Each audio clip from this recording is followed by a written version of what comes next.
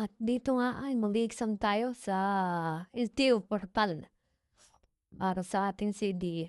Git lang natin ng itong nasa taas na 'to tapos pipiliin natin 'tong city validation exam. At 'pag napili na natin 'yan, mapapansin niyo dito, 'yan maraming beses na ako nag-take kasi unlimited naman ang pag-take dito. Kaya start exam lang ulit kung pipindutin mo 'pag gusto mo uling mag-take. Diyan ako nagre-review, talagang kahit paulit-ulit ka, mame-memory mo yung lahat ng katanungan nito. Kaya mape-perfect mo yung exam. Isa, ano ang pangunahing layunin ng regular na pag-inspeksyon ng isang sasakyan? Para siyasatin ang mga numero ng chassis at motor ng sasakyan. Para tingnan ang kaayusan ng sasakyan. Para tingnan ang pagganap ng driver sa kanyang pagmamaneho. Ang tamang sagot ay para tingnan ang kaayusan ng sasakyan. Dalawa, kailan mo maaaring ipahiram ang iyong lisensya sa pagmamaneho? Sa oras ng emergency, kailanman ay hindi pinahihintulutan. Sa mga taong nag-aaral magmaneho, ang tamang sagot ay kailanman ay hindi pinahihintulutan. Tatlo, ano ang dapat gawin ng isang law enforcer kung makumpiska ang isang motorsiklo? Gamitin ang motorsiklo pansamantala. I-surrender ang motorsiklo sa awtoridad. Dalhin ang motorsiklo sa pinakamalapit na impounding area. Ang tamang sagot ay, dalhin ang motorsiklo sa pinakamalapit na impounding area. Apat, ano ang dapat mong bantayan kung ang isang rider ay paparating sa isang interseksyon? Paa at sinyas ng ulo. Paa o kamay na sinyas. Sinyas ng kamay o ilaw ng pagliko. Ang tamang sagot ay, sinyas ng kamay o ilaw ng pagliko. 5. Ano ang kahulugan nito? Hinto. Bawal mag-overtake. Bawal ang dalawang sasakyan na magkatabing pumarada. Ang tamang sagot ay, bawal mag-overtake. 6. Ano ang pamunahing responsibilidad ng isang driver sa isang aksidente? Tunuman ang naaksidente, tumakbo at magtago. Tanungin ang mga biktima ng pagkakakilanlan. Ang tamang sagot ay, tunuman ang naaksidente. 7. Maaari bang gamitin ang isang child restraint system kung ito ay expired na kahit maayos pa ang kondisyon? Oo, hindi. Oo, basta't ito ay pinapayagan ng traffic enforcer. Ang tamang sagot ay, hindi. 8. Saan maaaring ikabit ang karagdagang lamp ng motorsiklo at patungong direksyon? Nakatuon pa kaliwa, nakatuon pa kanan, nakatuon pa ibaba. Ang tamang sagot ay, nakatuon pa kanan. 9. Ilang oras maaaring gamitin ang temporary operator's permit top sa pagmamaneho? 72 oras, 48 oras, 24 na oras. Ang tamang sagot ay 72 oras. 10.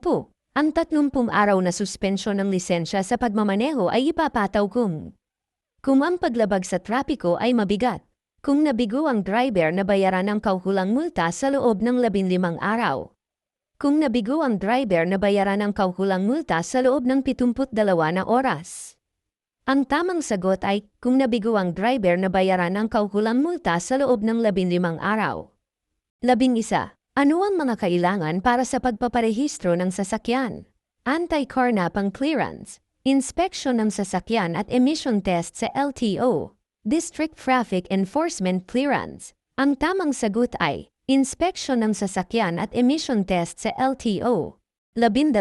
Maaaring isuspinde ang rehistro ng sasakyan kung ito ay kung ang sasakyan ay masyadong magaan upang makatawid sa mga pampublikong daan.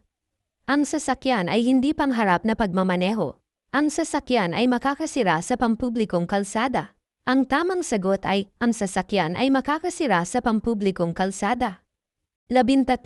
Saan napupunta ang mga siningil na pera mula sa Motor Vehicle Users Charge, MVUC?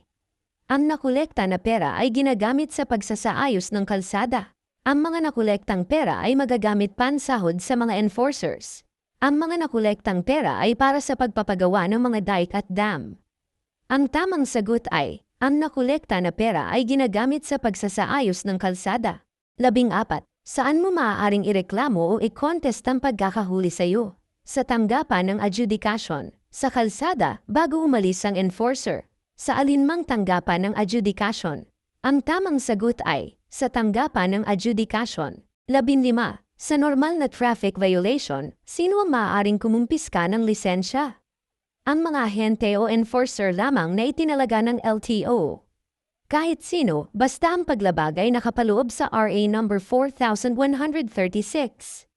Kahit sino, basta ang enforcer ay permanenteng empleyado ng gobyerno. Ang tamang sagot ay, ang mga ahente o enforcer lamang na itinalaga ng LTO. 16. Alin sa mga ito ang maaaring lumampas sa itinakdang bilis? Kung ang driver ay may pasaherong may sakit o sugatan. Driver na may dalang nabubulok na kargamento. Driver na naghahanap ng CR o pahingahan. Ang tamang sagot ay, kung ang driver ay may pasaherong may sakit o sugatan. 17. Kailan maaaring hindi gumamit ng child restraint system ang isang bata?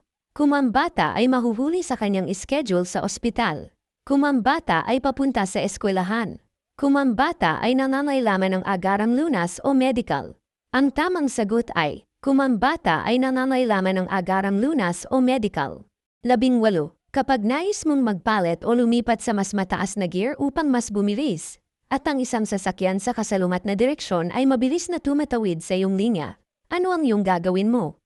Maging alerto, huminto at magbigay daan sa pagtawid ng mga sasakyan. Igiit ang iyong karapatan sa daan. Agad na kumaliwa. Ang tamang sagot ay maging alerto, huminto at magbigay daan sa pagtawid ng mga sasakyan. 19. Ano ang tamang edad upang magkaroon ng lisensya? 16 na taon, 17 na taon, 20 taon. Ang tamang sagot ay 17 na taon, 20. Sa isang rotonda na maraming lane, saan ka maaring manatili kung liliko pa kanan sa susunod na interseksyon? Kahit saan, sa pinakakaliwang lane, sa pinakakanan na lane. Ang tamang sagot ay, sa pinakakanan na lane. 21. Ano ang ipinagbabawal dito? Bawal ang sasakyan na sobra sa 2 tonelada ang ehe. Bawal ang sasakyan na kulang sa 2 tonelada ang ehe. Maaaring dumaan ang mga sasakyan na sobra sa 2 tonelada ang ehe. Ang tamang sagot ay, bawal ang sasakyan na sobra sa 2 tonelada ang ehe. 22. Ang isang kompartamento na nakakabit sa gilid ng motorsiklo na hindi tataas sa upuan ng motorsiklo na itinuturing na accessory nito. Top box, customized top box, saddlebags box. Ang tamang sagot ay, saddlebags box. 23. Ang iyong lisensya ay nag-expired na. Pinapahintulutan ka pa bang magmaneho sa pinakamalapit na LTO upang i-renew ang iyong lisensya? O, basta sumunod ka sa batas trapiko. Hindi. O, basta dumiretso ka sa pinakamalapit na tanggapan ng LTO at huwag hihinto sa daan. Ang tamang sagot ay, hindi. 24. Maaari bang bigyan ng 10 taon na lisensya ang isang driver kung ito ay mayroong huli o traffic violation? Hindi. O kung ang penalty ay nabayaran 15 taon bago mag-renew. Ang tamang sagot ay, hindi. 25. Ang top box ay na-disenyo para sa mga motorsiklo na aprobado ng DTI ay hindi na kailangan ng inspection, rehistro o mahuli basta nakakabit na maayos at ligtas sa motorsiklo. Makakarga ng 2 na buong helmet.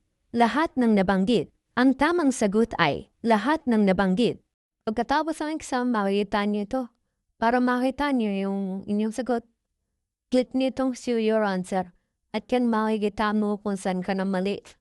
Yan, may mga kulay red yung mga maling sagot mo. At yung tamang sagot, lalagyan din nila ng kulay green. Yan, mapapansin niyo. May red, yun yung mga mali.